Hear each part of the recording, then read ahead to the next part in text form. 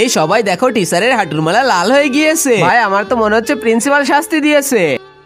আরে দেরি করলে চলবে না, তাড়াতাড়ি কিছু ফটো নিয়ে সোশ্যাল মিডিয়ায় আপলোড দিয়ে দে। আরে এই মেয়ে তুমি এমনটা কেন করতেছো? আমি তো কোনো ভুলই করতেছি না, আপনি শিখিয়ে দিয়েছেন তাই সেটাই করতেছি। তো বাচ্চারা বলো তোমাদের মা তোমাদের কোন গাড়ি দিয়ে স্কুলে পাঠায়? ম্যাডাম জি আমাদের কাছে তো অনেক গাড়ি আছে, আমি তো ল্যাম্বরগিনিতে আসি। আর ম্যাডাম আমি তো মার্সিডিজে আসি। আর যিনি তুমি তো পায়ে হেঁটে আসো, তোমার ব্যবহারটা কি?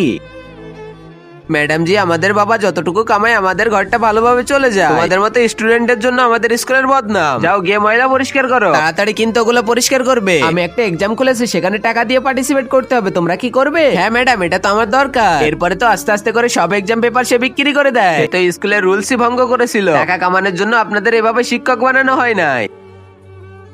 আপনি টাকার জন্য এভাবে এক্সাম পেপার সবার কাছে বিক্রি করতে পারেন না। আমি জানি কি করতে হবে কি করতে হবে না, আমাকে বেশি জ্ঞান দিতে এসো না। ম্যাডাম তো এই ছবিটা দেখে তার নিজের ভুল বুঝতে পারে। আমার অনেক বড় ভুল হয়ে গিয়েছে, তোমরা আমাকে মাফ করে দাও। আর আগে মহান আল্লাহকে তুমি ভালোবাসলে লাইক এন্ড সাবস্ক্রাইব করে দাও। আর পার্ট 2 দেখতে চাইলে অবশ্যই কমেন্টে পার্ট 2 লিখো।